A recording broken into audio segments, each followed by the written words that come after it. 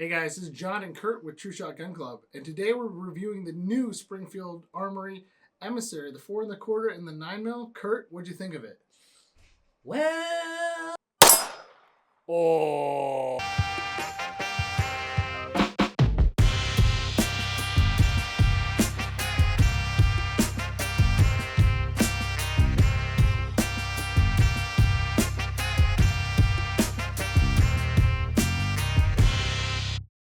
Alright guys, as you can see from the intro, we did have a slight issue with this gun, but we're not going to start off with that. Let's talk about the good shooting experience that we had with this. Curt, what was your shooting experience with this, besides that issue? Overall, the shooting impression of this was stellar. Some of the great features on this gun, it's got the high-vis front sight, it's got a U-notch rear, the extended beaver tail, and the G10 grips on this. As you can see, the checkering on it, as well as they have it on the back as well as the front there. It's pretty aggressive. And so in comparison to the Garrison, obviously since the Garrison's a 5-inch, it's got more recoil, but this gun serves a different purpose. And I think it definitely checks all the boxes. Right. So this gun has a forged frame, a forged slide, a match grade barrel, and it does have a bull barrel. It is bushingless. This is got, like you said, the VZ G10 grips, front and rear slide serrations. The slide serrations on the top, I wish they went a little bit further down, but again, I understand why they went there. It's great for press checking, but for grabbing to manipulate, the rear ones are a little bit better for that.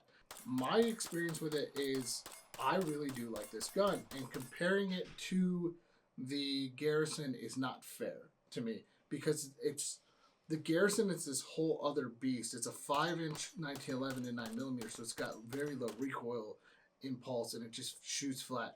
This has a little bit different recoil impulse because this is more designed to be around the concealed carry market, while the Garrison, I would say, is more for home protection, range time, things like this.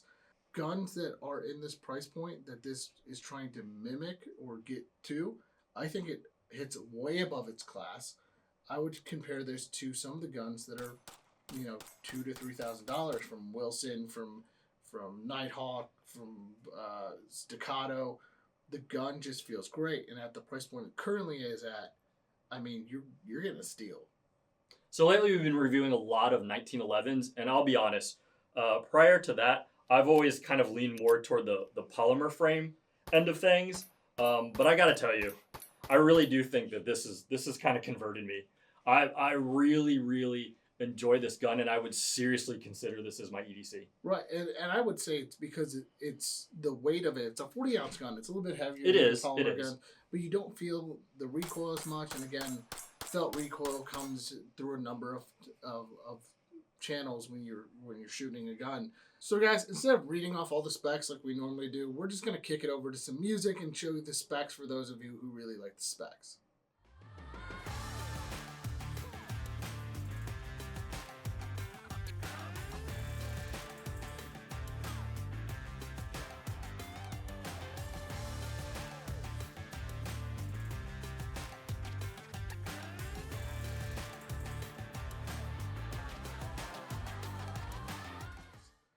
So MSRP on this gun is $13.49.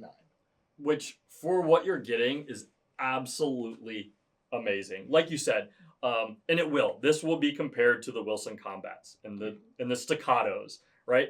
What I would say, and again, those run anywhere from $2,000 to $4,000. To be honest with you, at this price point, it gets you, I would easily say, 90 to 95% of the way there. Oh yeah. Oh, it is almost 100% there. There's some trigger work that could be done. But again, those guns are hand-fitted and the triggers are hand-done. You're getting a production level of a custom gun. This is a great, I think, mid-level entry. So if you want to get into this market, this is a great place to start. Well, and last time we talked about the Garrison, it was a semi-custom. I would consider this a full custom gun. Agreed. You're getting that squared-off trigger guard. You've got a flat-face trigger. You still have that skeletonized hammer. You still have that extended beaver tail, extended safety. The trigger on this gun is, whew. And look, guys, it is smooth as butter. Yeah. The only thing that I personally don't like is how, slick these are. Again, these are small details that can, I'm nitpicking. It's like anything. I mean, when you're trying to hit, a price point of $13.50, you have to make some decisions, right? Oh, yeah. I mean, obviously, if this were a $4,000 gun as is, we'd be having a very different conversation. You know what I mean? For that price, this thing's amazing. Oh, yeah. Now, time for the ugly. So we've been teasing you guys this entire video about what happened at the beginning. Curt, let's get to the ugly part. We really want to touch on the good stuff first because this gun does have a lot of good things to it. We just had one issue, and didn't have anything to do with the gun. It really didn't. Go ahead. So we really started troubleshooting what the issue might be. Obviously, it could be the gun, the magazines, or the ammo. We actually figured out it was another piece in there, and it was grip as well. My grip is different than John's. I'll ride my support hand thumb pretty high, and a lot of times it will be on the slide. And what we happened to find was with the particular ammo that we were using, it happened to be a really light load. It was so light that my thumb dragging on the slide was what was causing that failure to eject. Yeah, and as we went through, as you can see from the video, we kind of were trying to troubleshoot it. And again, guys, when we go out to test a gun, we bring multiple different brands of ammo, all of maybe one or two lots for that ammo brand. This particular set of ammo seemed to be light loaded. As we sort of dug into it and troubleshot it even more, we figured out that, yeah, John rides his thumb a little bit lower. I wish we would have got this on video. Our camera, actually, the battery died when we were filming it. But I could literally press my thumb on the slide hard enough that I could stop the action. Like, all the way. It was kind of crazy. I've never done it before. I literally could keep the slide from cycling. We tried it again with some other ammo that we've used. Could come nowhere close to it. No. Like, there's no way. I've never experienced this before. So obviously the burning question, guys, what ammo was it? So whenever there's a new manufacturer that we're looking to carry, we always test that ammo out. That's obviously what we did here.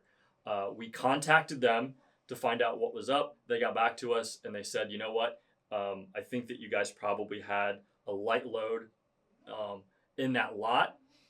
Now, that being said, we're not going to throw them under the bus because it does appear to be a one-off thing. We're going to evaluate it. We're going to get some more in. We're going to test it internally. And if it turns out and it checks out, then it'll be available. If not, we'll move on in our day. But again, that's important to us to make sure that the product that we put out for you guys is of high quality. And again, everybody makes mistakes. Everybody has some manufacturing issues across the board. It happens. So we don't want to make this one-off, one lot, the end-all, be-all for this company. So we're going to leave the name out of it. We will not be mentioning it in the comments at all. So if you ask, I'm sorry, we will not be responding to that comment. You can refrain. I know you can. I believe in you. I believe in you. So, that being said, Curt, at the end of the day, we always ask the burning question, would you buy this and take it home?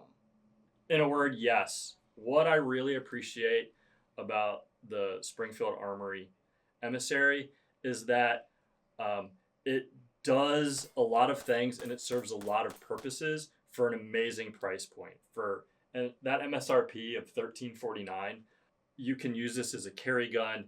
It could be for competition shooting. And like we mentioned before, just the fact that the amount of gun that you're getting is on par or very close to other guns that are 2 and 3 times the cost. Right. And for me, it is a hesitant yes. And I will say that this way. As you know, I have my own custom, semi-custom 1911 or custom 1911 that I really do like.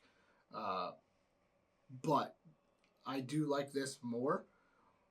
I personally prefer the bushing system. I do really like this bushingless, but I'm going to say, I say a hesitant yes because of that, but I'm leaning more towards yes because the next step up from this, and if I were to, the next closest competitor for the price point would be a Wilson Combat, which has got the price point of MSRP of about $3,000.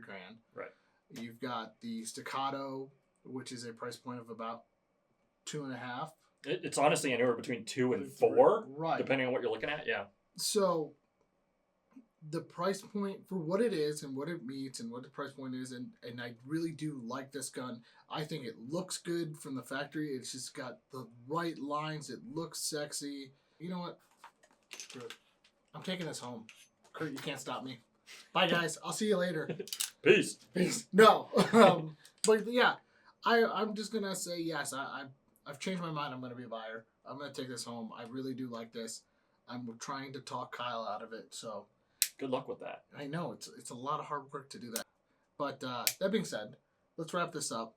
We want to thank you guys for watching. Make sure to comment, like, subscribe. I will answer most comments down in the comment section, except for the ones about the ammo. Sorry, I will not be answering those. Make sure that you go to our other social pages and check us out there. And thank you for watching and have a great rest of your day.